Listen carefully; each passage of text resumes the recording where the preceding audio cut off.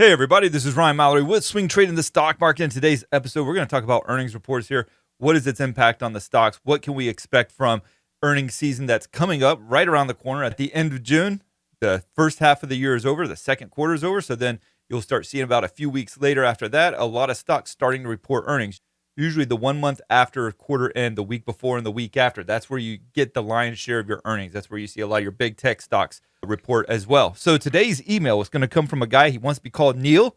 I don't like to use people's real names unless they really beg me to, but Neil writes, he says, "Hey Ryan, I recently found your podcast and love the simplicity and direct approach.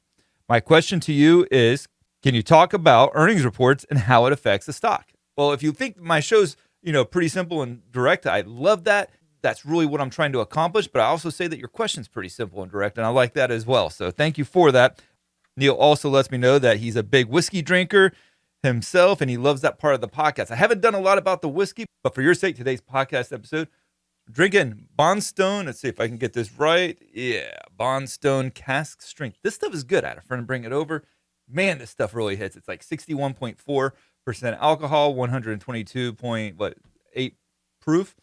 This stuff is the real deal. It's solid. You got a lot of good smells to it, man. When you smell it, man, you pick up a lot of flavors. The cinnamon, the vanilla, the honey, same flavors. When you taste it, then it comes on with a really strong finish. So Cask Strength, I'd probably give that like a 8.2, 8.3, 8.3. We'll say 8.3. Really good bourbon. So that was for you, Neil. Since you like that part of the podcast, wanted to throw a quick review in there for you. Man, I ended up spilling this thing everywhere when I held it up to the camera there. So I got bourbon everywhere now, all over my keyboard, but whatever. All right, so earnings reports. Like I said, 4 times a year, every 3 months. I consider it one of the most volatile and unpredictable moments for the stock market and for specific stocks alone. A lot of times you'll see me trade some ETFs during that time instead of trading individual stocks, particularly if that stock has an earnings report that's coming up in the next week or two, because especially when it's a week out, what are you really going to accomplish with a swing trade? Yes, you can day trade it all the way up until that point, but from a swing trading standpoint, if you're only going to give yourself 1 week's time to trade that stock because you're not going to hold it through earnings, and that's one of my major rules. I do not hold a stock through earnings, nor will I ever. Earnings is too unpredictable, and we'll get into more about why it's so unpredictable in just a second. But because you can't predict the outcome, and it doesn't matter if it's Apple or if it's LCID or Rivian, it's going to be unpredictable. Yes, I'd rather hold Apple into earnings than Rivian, but the commonality between the two is that they're very unpredictable. Some are more unpredictable than others. Nonetheless, there's too much unpredictability with all the earnings to want to hold any of them through those earnings reports. And probably the funny thing is that most people don't understand the fact that they should not be holding a swing trade through earnings. And why is that? Because they haven't experienced the pain. Once they experience the pain, once they go through it a couple of times, they start to realize, probably not going to swing trade through earnings. Then they start hearing my podcast, and it's like, man, Ryan actually knows what he's talking about on these earnings. Man, they're really unpredictable. And it's true. You usually don't understand the gravity behind the earnings reports until it's too late. If you get lucky on a few and they go up, then you're starting to feel confident, like you know how to pick the earnings reports. Let me be frank with you. You don't know diddly squat when it comes to earnings reports and how the market's going to react to them. And you don't know them ahead of time. If you know them ahead of time, then you're dealing with insider information. That's illegal. So you can't do that either. So when it comes to earnings, there's the analyst expectations. There's analysts from all the different banks, whether it's JP Morgan, Bank of America, Citigroup, Goldman Sachs, and then you got a whole bunch of others that you've never heard of. You have Merrill Lynch, not that you never heard of that, or Smith Barney, or there's just tons of them. I know some of them actually have merged over the years, and I'm probably repeating some of them that may have already been merged with somebody else. But nonetheless, there's tons of expectations, and then there's a consensus number, what they think that the earnings report will come in from a revenue standpoint and from an earnings per share. And then the company reports the revenue and they report the earnings per share. And then there is a market reaction based off of whether or not they exceeded their earnings per share, or they exceeded the revenue per share, or they exceeded both of them. And they talk about being on the top and bottom line. They talk about all these little fancy little cliches and different expressions. But nonetheless, did they beat on earnings? Did they beat on revenue? And then there's a market reaction. Now, what's crazy about that you hear about things like there's a whisper number out there, and I don't know. Some people say there's like an earnings whisper number out there. I don't really know if that's true or not. I'm not really privy to that information. Nobody really tells me what a whisper number is, if the one actually exists. And I don't trade through earnings. So what does it even matter to me? And let me tell you, I sleep a whole lot better at night, not having to worry about earnings reports. So they beat or they miss on earnings or revenue. And then there's the market reaction. But then there's the conference call. And then that's where people can dial in. They can ask questions. And analysts start to, ask them, like right now, everybody wants to know, what are you doing in order to capitalize on AI? Or, back in the 90s, what are you doing to capitalize on .com? Do you have yourself a website yet with a .com at the end of it? That's the kind of questions they were asking back in the 90s. And depending on their answer, the stock would soar even more. You saw it in the last earnings reports, like with Google and Amazon, all these ones. It's like the more they said AI, the more the stock rallied. If they didn't say AI, the stock didn't rally. So then you have these like themes during the conference calls that the analysts are interested in. There was a time where it was about the metaverse. And then before that, it was about Web3. And before that, it was about Bitcoin or NFTs. And the analysts, they like hyperventilate over this stuff. And let me continue to be frank with you.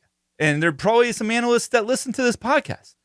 Most of your analysts are not that smart. They're just good old boys that are just toeing the company line. I know some of them. I've met some of them over the years. I've never been really impressed by any of them. In fact, you'd be shocked, but some of you guys know more than what the analysts know about the stocks that they're analyzing. I met a guy one time, and he was an analyst for this one big firm. He did their restaurants, and I know him all right. And I think I was in Shake Shack on a swing trade. It was going really good. And then the dude downgraded my stock. And I saw him at a funeral years later. And I asked him, I was like, dude, what did you downgrade that stock for it? And he couldn't really tell me what he did it for. He didn't even know. He didn't even know that he actually downgraded it at one point. That's how crazy it was. But he did. He stopped me out of a trade because of that stupid downgrade. And I don't know. Maybe I haven't even forgiven him for it. Who knows? I have forgiven him for it. But it still leaves me a little bit bitter. He didn't have to do that to me. But in any case, you have the company guidance. And that company guidance going forward will tell you what they project revenues. Like you saw NVIDIA in their last earnings report. They came out and they said, we expect instead of like $7 billion at the next quarter in terms of, I don't remember if it was earnings or if it was revenue, but either case, they raised it to 11 and the stock went crazy, like absolutely crazy. And so then that actually inspires a lot of people, especially if they were holding it through earnings and they made that money off of NVIDIA and that crazy run that it made thereafter and still making, to continue to do that kind of stuff. I always talk about it's like having a serial killer mindset. What do serial killers do? They keep killing until they get caught. And so with earnings, people will keep trading earnings until they get destroyed. And that's just a sad fact. And it's usually just one that it takes to destroy you. But the company guidance is going to be important, like what we were talking about with NVIDIA. And sometimes they'll warn about their guidance. And they'll say, hey, we don't think that we're going to have a good quarter coming up, and then the stock plummets. But what really gets a lot of people, and it probably is what gets Neil here, and the reason why he's emailing me about this particular question, is that he's probably been in stocks before that had a really good earnings report. They beat on the earnings per share. They beat on the revenue, and the stock plummeted. And you're like, what the heck? They even raised guidance, and freaking A, you still lose on it. Like, what the heck? And why is that? And that's the mystery of earnings.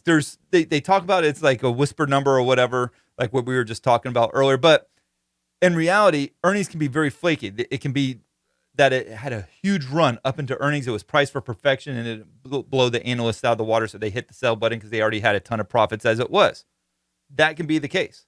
Sometimes you have a earnings report that comes in really weak, and you're like, man, this thing's going to go down. I'm short on the stock, and instead it goes down for a little bit, and all of a sudden a whole wave of buyers comes in, and it just snowballs into higher prices, and all of a sudden you're back in the green and you're losing money like crazy. So again, why I don't trade earnings is because it's such an unpredictable event.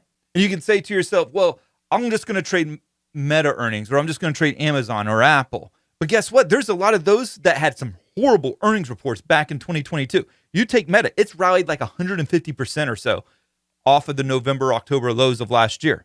It's still not filled the gaps from the earnings reports that you saw back in February of 2022.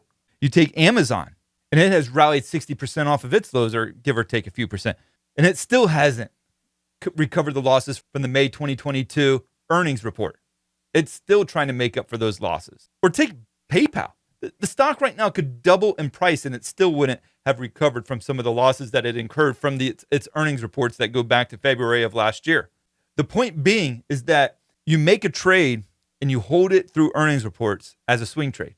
It may define your year in a very, very bad way. It may define your trading career in a very, very bad way, depending on how leveraged you are on that particular trade.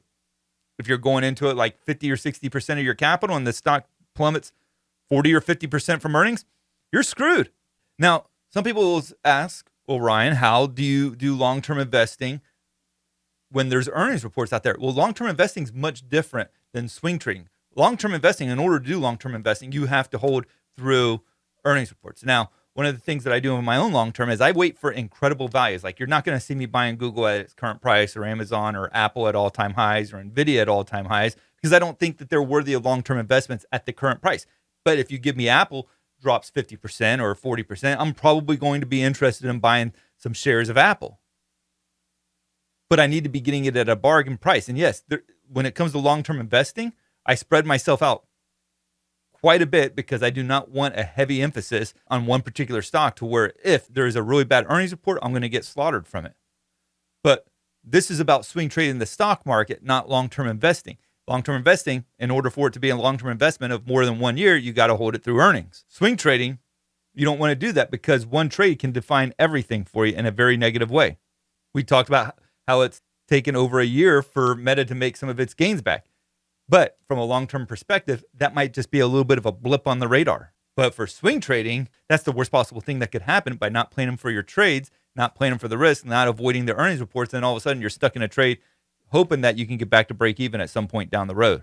But one thing that's better than breaking even on a bad trade, swing trading the stock market. I don't know if that's the best segue into that. I tried. But in any case, swing trading the stock market. This is going to give you all my stock market research that I provide listeners with each and every day. That's going to include multiple videos every day. I do videos on different trading ideas. I do it on big tech stocks. I do it on the overall market indices. I also provide daily watch lists, weekly master updates. Good stuff there that you're getting like for rock bottom prices. But check it out, swingtradingthestockmarket.com. If you're listening to it on YouTube, then it's just clicking the join button down below and you can get access to it there. Really good stuff, guys. I promise you. But yeah, I don't really have too much more to add to this whole conversation about earnings. I didn't think it was going to be a very long podcast, and it looks like I'm probably right about that. So I'll go ahead and wrap up this show. Thank you for listening. Make sure to check out swingtradingthestockmarket.com, and make sure to keep sending me your questions. Ryan at SharePlanner.com. I do read them. I do try to make podcast episodes out of all of them. It means a lot to be able to hear from you guys, to hear your stories, to hear your struggles. I want to make a podcast out of your problems. So keep sending them to me, Ryan at SharePlanner.com. Leave a 5-star review on whatever podcast platform you're listening to it on YouTube. Like and subscribe and do all that cool stuff. Thank you guys, and God bless. Thanks for listening to my podcast, Swing Trading the Stock Market. I'd like to encourage you to join me in the SharePlanner trading block, where I navigate the stock market each day with traders from around the world. With your membership, you will get a 7-day trial and access to my trading room, including alerts via text, email, and WhatsApp. So go ahead, sign up by going to shareplanner.com/trading block. That's www.shareplanner.com/trading block. And follow me on SharePlanner's Twitter, Instagram, and Facebook, where I provide unique market and trading information every day. If you have any questions, please feel free to email me at ryan@shareplanner.com. All the best to you, and I look forward to trading with you soon.